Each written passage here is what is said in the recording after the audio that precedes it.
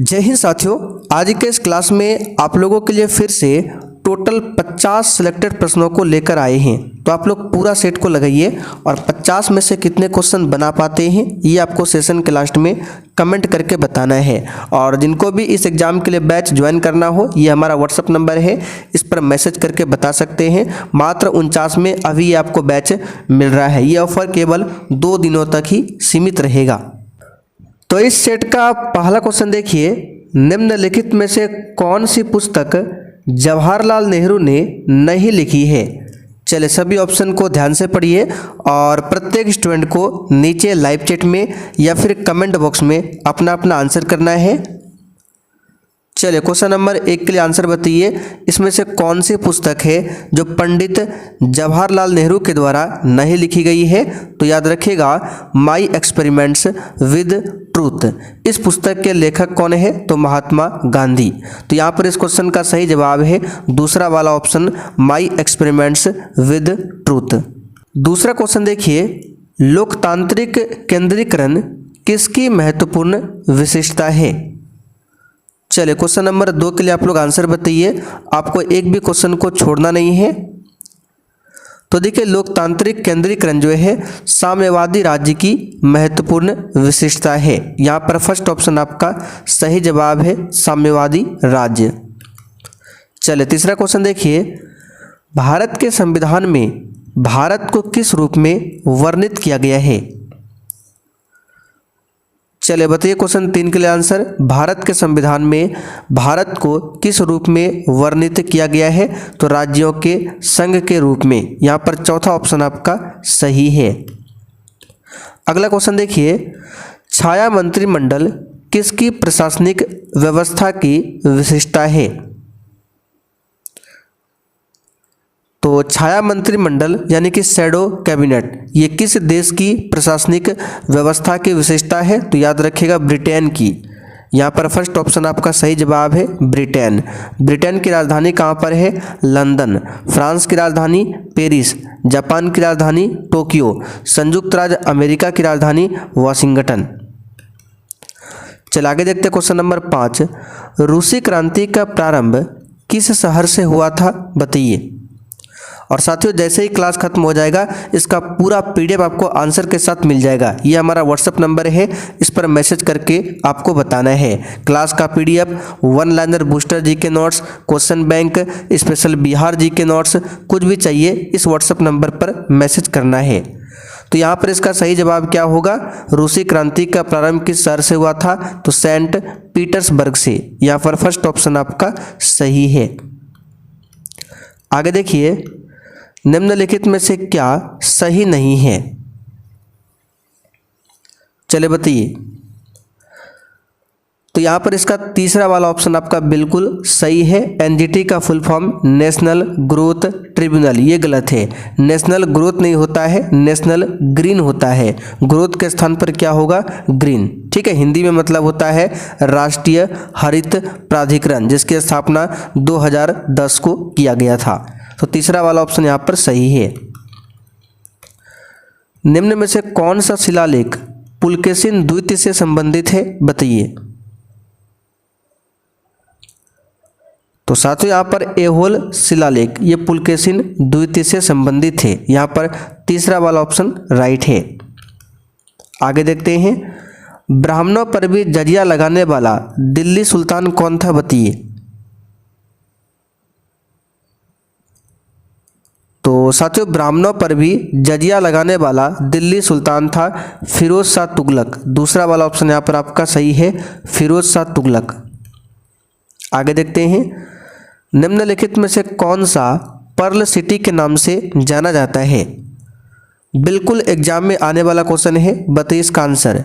इसमें से कौन सा पर्ल सिटी के नाम से जाना जाता है। तो इसका सही जवाब है हैदराबाद। ठीक है, हैदराबाद जो है ये मूसी नदी के किनारे बसा हुआ है। बेंगलोर को क्या बोला जाता है? Silicon city. आगे देखिए, केंद्र और राज्य के बीच केंद्रीय संसाधनों के निर्णय पर परामर्श करने के लिए राष्ट्रपति द्वारा किस निकाय का गठन किया जाता है। चलिए बताइए क्वेश्चन 10 के लिए आंसर। तो इसका सही जवाब है वित्त आयोग का गठन किया जाता है आर्टिकल 280 के तहत वित्त आयोग। आगे देखिए, राइडर कप किस खेल के खिलाड़ियों को दिया जाता है।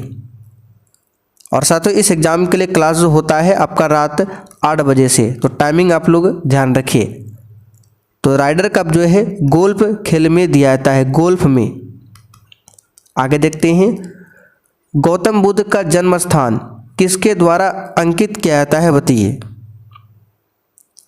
गौतम बुद्ध का जन्म स्थान, तो गौतम बुद्ध का जन्म लुम्बिनी में हुआ था, ठीक है, लुम्बिनी नेपाल में। और जन्म स्थान को अंकित किया जाता है अशोक मौर्य का रुमिनदेई स्तंभ के द्वारा। यहाँ पर दूसरा ऑप्शन सही है।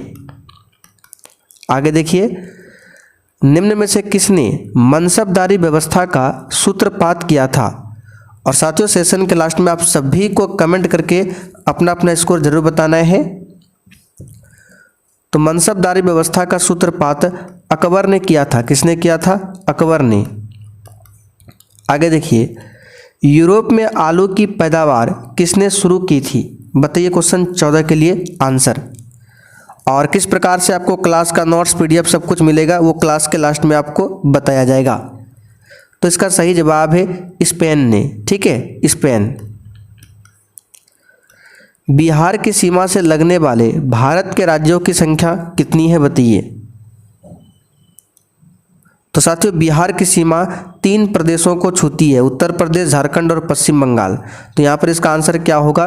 3। और बिहार की जो उत्तरी सीमा है वो नेपाल देश से लगती है।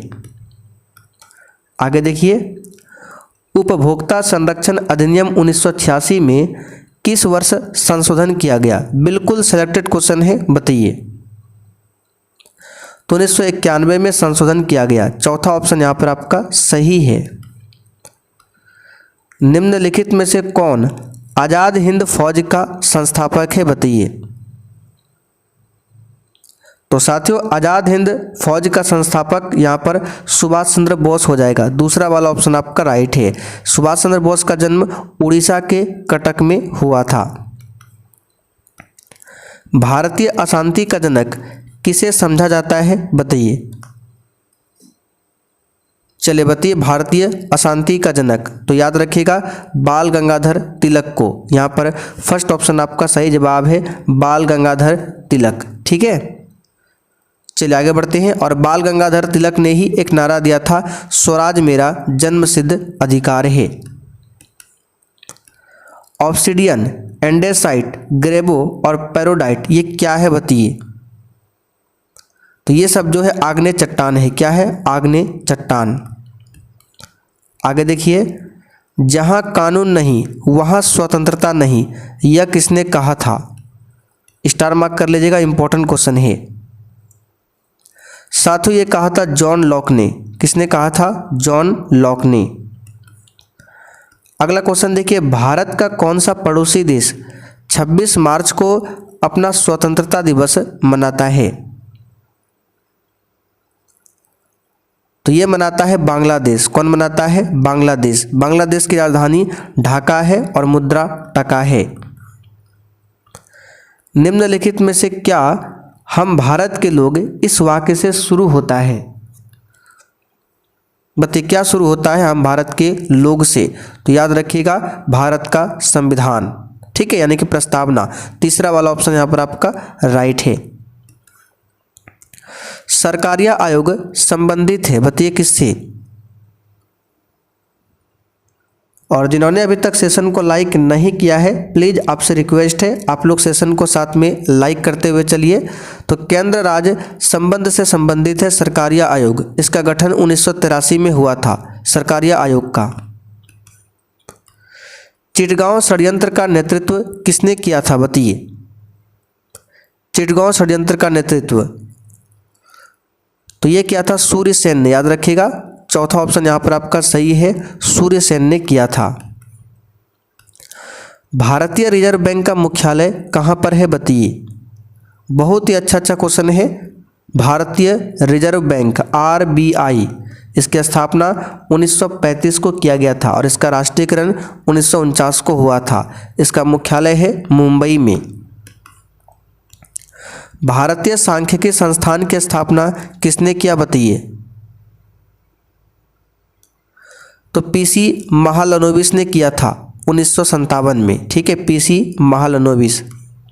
आगे देखिए, राष्ट्रपति द्वारा संसद के दोनों सदनों के लिए कुल कितने सदस्यों को नामित किया जा सकता है? तो दोनों सदन का आने का मतलब है राज्यसभा और लोकसभा। वर्तमान में लोकसभा में जो राष्ट्रपति के द्वारा नामित करने का अधिकार था वो अब समाप्त कर दिया गया है। ठीक है, अब केवल राष्ट्रपति जो है राज्यसभा में ही 12 सदस्यों को नामित करता है। तो इस हिसाब से आंसर इसका होगा 12। ठीक है, 12 क्या होगा? 12। निम्नलिखित में से कौन सी स्थिति में भारत में आपातकाल नहीं लगाया जा सकता है? बताइए कौन सी स्थिति में? तो यहाँ पर इस क्वेश्चन का आंसर क्या होगा? वित्तीय संकट पर लगता है, कानून व्यवस्था भंग होने पर, युद्ध अथवा बाहरी खतरा पर, ये सब पर लगता है। लेकिन राष्ट्रपति द्वारा सरकार भंग किए जाने पर इसमें आपातकाल नहीं लगता। आगे देखिए, मौलिक अधिकारों के उल्लंघन के किसी मामले की सुनवाई की जा सकती है, बताइए कहाँ? तो याद रखिएगा, सीधा उच्चतम न्यायालय में। अगर किसी का मौलिक अधिकार का उल्लंघन होता है तो वो व्यक्ति आर्टिकल 32 के तहत डायरेक्ट सुप्रीम कोर्ट जा सकता है। भारत के संविधान में संशोधन किए जा सकते हैं, बताइए किसके द्वारा?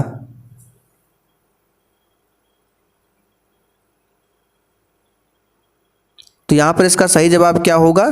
तो भारत के संविधान में संशोधन किए जा सकते हैं संसद के द्वारा। किसके द्वारा? संसद के द्वारा। विश्व का सबसे ऊंचा जलप्रपात कौन सा है बताइए? तो सबसे ऊंचा जलप्रपात कौन सा हो जाएगा? तो एंजल जलप्रपात, साल्टो एंजल जलप्रपात, ये वेनेजुएला में है। चलिए आगे देखिए, उच्चतम घनत्व वाला राष्ट्र कौन सा है बताइए?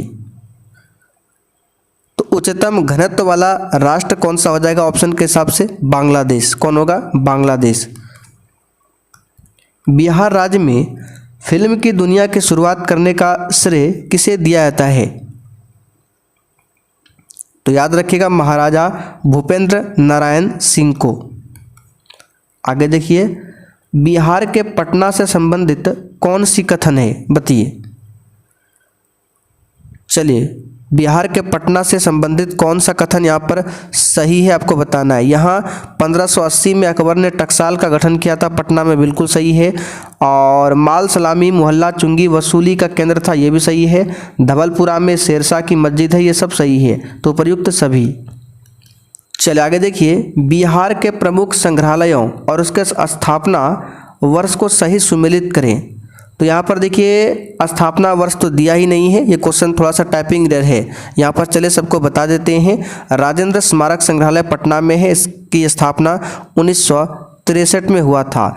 चंद्रधारी संग्रहालय दरभंगा की स्थापना 1957 में हुआ था। कब हुआ था? 1957 में। ठीक है, गया संग्रहालय, गया जो है इसकी स्थापना 1952 में किया गया था। महाराज लक्ष्मेश्वर सिंह संग्रहालय, ये भी दरभंगा में है, इसकी स्थापना 1979 में हुआ था। नवादा संग्रहालय नवादा, इसकी स्थापना 1974 में। गांधी संग्रहालय पटना, इसकी स्थापना 1967 में। ठीक है, बिहार के किसी भी आंचलिक भाषा में बनने वाली पहली फिल्म कौन सी थी बताइए? तो इसका सही जवाब है हे गंगा मैया तो हे पियरी चढ़ेबो। ठीक है, दूसरा वाला ऑप्शन राइट है। निम्नलिखित में से कौन अलाउद्दीन खिलजी के दरबारी कवि थे जिन्होंने हस्त बहिष्त लिखी थी? बताइए, अलाउद्दीन खिलजी के दरबारी कवि कौन थे? तो अमीर खुसरो थे। किसी देश के भीतर उत्पादित सभी अंतिम वस्तुओं और सेवाओं के मूल्य को क्या कहा जाता है बताइए? तो इसे कहा जाता है जीडीपी, ग्रॉस डोमेस्टिक प्रोडक्ट, सकल घरेलू उत्पाद। भारत के संविधान का कौन सा अनुच्छेद समान नागरिक संहिता से संबंधित है? तो अनुच्छेद 44 है, याद रखिएगा, इंपॉर्टेंट क्वेश्चन है अनुच्छेद 44। राष्ट्रीय आपदा प्रबंधन प्राधिकरण का पदेन अध्यक्ष कौन होता है? प्रधानमंत्री होते हैं। कौन? प्रधानमंत्री। सिंधु नदी संधि 1960 में हुआ था, इसके अनुसार भारत कितना जल उपयोग कर सकता है? 20%, याद रखिएगा 20%। गांधी जी ने अहमदाबाद में मिल श्रमिकों के साथ सत्याग्रह कब किया था, बताइए। अहमदाबाद हड़ताल जो हुआ था 1918 में, आपको याद होगा 1918 में। ताजमहल किस नदी के तट पर स्थित है, बताइए। तो सभी को पता है यमुना नदी के तट पर। किसने बनवाया था? तो शाहजहां के द्वारा बनवाया गया था। ताजमहल के वास्तुकार कौन थे, आप बताइए कमेंट करके। टेरोस जलडमरू मध्य किस महासागर में स्थित है? तो ये प्रशांत महासागर में है, प्रशांत महासागर में। रदरफोर्ड का अल्फा कण प्रकीर्णन प्रयोग किसकी खोज से संबंधित था? याद रखिएगा नाभिक की खोज से। तीसरा ऑप्शन राइट है, नाभिक।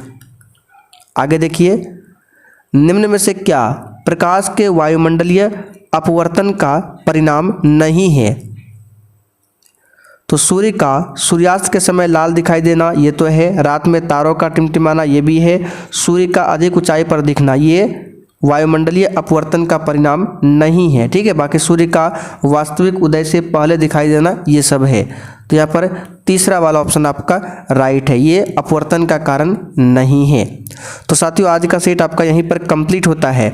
अब जिनको भी इस एग्जाम के लिए बैच को ज्वाइन करना हो, आइए आपको बता देते हैं किस प्रकार से बैच को ज्वाइन करना है। मात्र 49 में अभी ये बैच आपको मिल रहा है। तो बैच को ज्वाइन करने के लिए सबसे पहले प्ले स्टोर से आपको एक एप्लीकेशन इंस्टॉल करना है। उस एप्लीकेशन का नाम है सक्सेस वर्ल्ड MCQ। यहाँ पर देख सकते हैं ये वाला एप्लीकेशन, ठीक है। तो जैसे ही इंस्टॉल कर लेंगे आपके सामने इस प्रकार से इंटरफेस शो होगा। आपको ऑल कोर्स पर क्लिक करना है, फिर सबसे नीचे आ जाना है, आपको मिल जाएगा ये वाला बैच, ठीक है। मात्र यहाँ पे 49 का पेमेंट करके ये बैच मिल सकता है।